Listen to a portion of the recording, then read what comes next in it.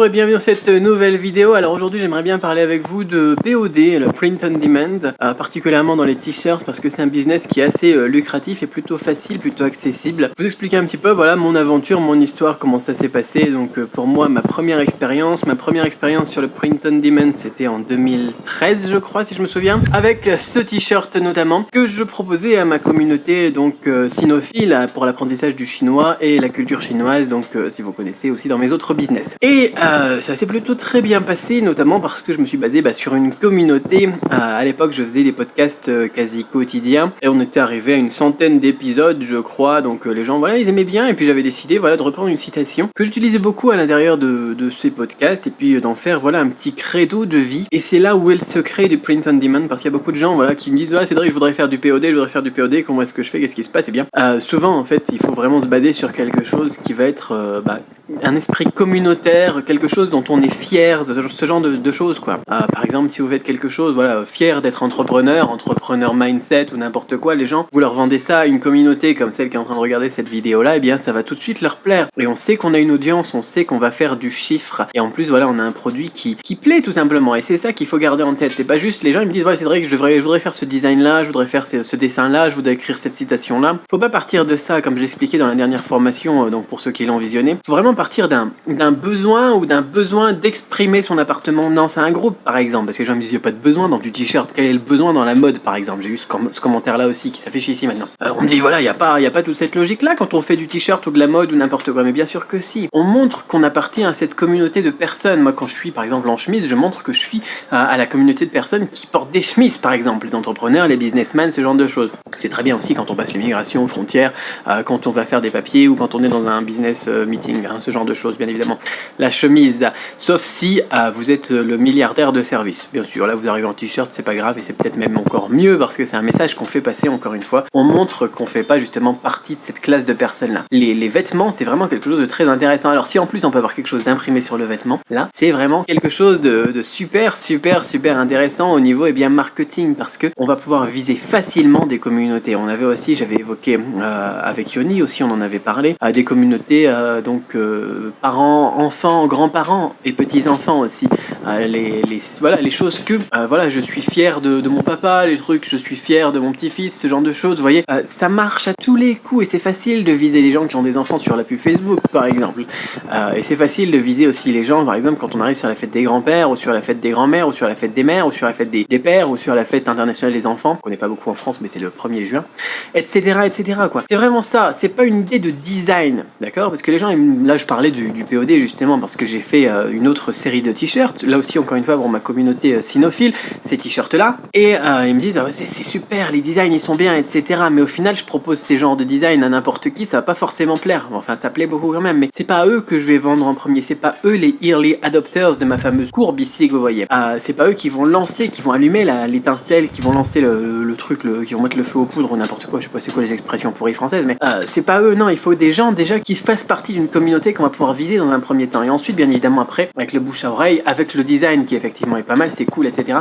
Ça va s'étendre à un marché beaucoup plus grand et c'est beaucoup plus intéressant. Donc visez d'abord une communauté qui a un besoin d'appartenance, et pourquoi pas après développer aussi donc sur une ouverture un petit peu plus large si on veut. Là donc la partie zodiaque par exemple, on a une ouverture plus large contrairement à mon ancien t-shirt, parce que les gens ils vont se dire bah tiens c'est quoi moi mon signe chinois, bah tiens il est cool, bah tiens moi j'en voudrais un dragon même si je suis pas dragon parce que le dragon il est super beau, ou le tigre, moi j'aime bien le dragon et le tigre, et ce genre de choses. Et donc là pareil, les gens ils me disent Cédric ouais je vais commencer tout de suite, j'ai embauché un designer, ça va me coûter 1000 euros, de 500 euros, je sais pas quoi, un designer professionnel ça coûte cher effectivement. Là j'ai plusieurs astuces. Pour mon premier t-shirt, moi j'avais commencé sur Fiverr, j'avais payé 15 euros ouais peut-être, ou 5 ou 10, enfin bon c'était dans ces eaux là quoi, c'était pas sur Fiverr, si c'était sur Fiverr. Et là plus récemment je suis passé sur, et on n'est même pas obligé, je suis passé sur 99 design, là où on met des gens en compétition. Donc quand on dit 99 design, ça veut dire que c'est des designs à $99, c'est des designs où on a généralement 99 personnes en compétition qui viennent vous proposer des choses, et ensuite là vous choisissez dans ce panel de personnes, et les designs, moi j'avais payé le design $250 pour le premier design qui a été choisi, et le deuxième design j'ai dû rajouter $153 américains, et ensuite j'ai bénéficié bien évidemment de tous les droits, tous les copyrights, etc. et tous les trucs légaux. C'est aussi ça qui est intéressant. Pour le premier j'étais pas sûr vraiment de la légalité du truc, donc j'avais déposé un copyright supplémentaire, mais là pour celui-là la paperasse elle était un peu plus pratique. Quoi qu'il en soit,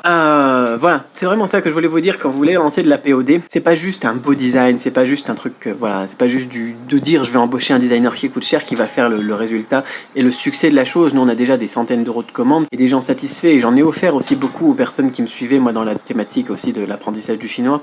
Qui marche, c'est vraiment qu'on a quelque chose qui leur correspond, qui leur parle. On a le caractère chinois et ils font du chinois. On a leur signe du zodiaque, ils sont intéressés par la culture chinoise. Et ça c'est vraiment beau, ça c'est quelque chose, on leur apporte quelque chose, on crée de la valeur. On marche pas énormément sur ce genre de produit, on gagne pas énormément d'argent, mais après une fois que le truc a pris, eh bien ça peut donner beaucoup de chiffres, pourquoi pas, je sais pas encore, pour l'instant ne c'est que le début, ça gagne pas énormément, c'est plus un plaisir aussi, mais ça peut être aussi une porte d'entrée pour d'autres choses. Quand vous avez déjà une communauté, quand vous avez déjà une boutique en dropshipping, etc.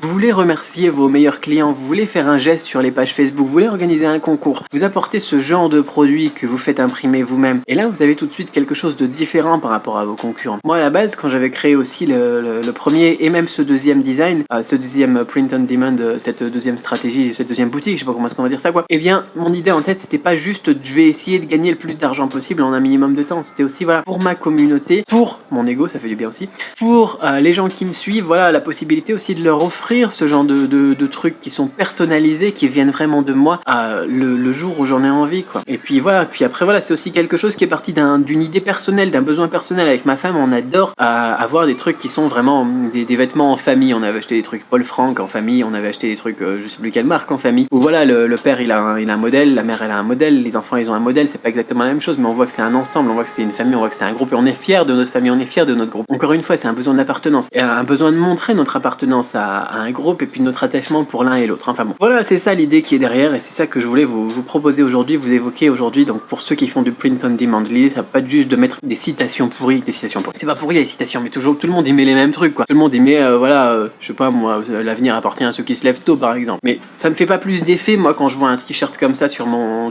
fil d'actualité que Pierre qui roule n'amasse pas mousse quoi. Par contre, si on met quelque chose qui est en rapport avec la Chine, qui est en rapport avec l'entrepreneuriat, l'investissement, quelque chose qui me sépare du reste des gens tout simplement, le fait d'être producteur plutôt que consommateur. Si quelqu'un qui me propose un t-shirt qui me dit je fais du print on demand et puis je vise les entrepreneurs et puis voilà je suis là qui met vraiment en valeur les producteurs face aux consommateurs, c'est vrai que je t'en offre un, tu peux le mettre en faire la pub dans tes vidéos, moi je le fais tout de suite, vous me l'envoyez, je vous mets vos adresses en bas. Non je déconne. Voilà, là il y a quelque chose, d'accord? Donc essayez de réfléchir à ça plutôt que d'essayer de faire un truc qui semble cool, qui a l'air joli, essayez de voir quelle communauté vous pouvez mettre en valeur lorsqu'ils vont porter ces vêtements. Voilà, c'était la petite réflexion du jour. Moi je viens de recevoir des t-shirts comme vous l'avez vu dans les photos là, donc du coup j'étais en train de penser à ça et puis je me suis dit ça pourrait être quand même un bon conseil qui pourrait en aider plus d'un. La passion pour les animaux, la passion pour les chevaux par exemple, on voit ça aussi beaucoup, mais on peut trouver plein d'autres catégories, plein d'autres thématiques, quelque chose dans lequel vous avez déjà aussi des relations, ça peut être bien, ou que vous connaissez déjà des gens, vous avez déjà par exemple, vous participez déjà à des forums, vous êtes déjà dans des groupes Facebook, créez quelque chose pour ces gens là et dites-leur ok, je suis ici avec vous tous les jours et puis j'ai eu l'idée de créer ce t-shirt là, vous faites juste un design pourri, on fait de la validation comme dans la dernière formation, puis vous leur dites est-ce que ça vous plairait que je fasse ça, est-ce qu'il y en a qui voudraient acheter, si jamais je le fais, je vous fais un prix spécial parce que voilà on est ensemble tous les jours, on discute ensemble tous les jours et puis ça pourrait être sympa, et bien d'avoir ce genre de t-shirt qui nous met en valeur, qui nous montre eh bien qu'on fait tous partie de ce genre de personnes, ce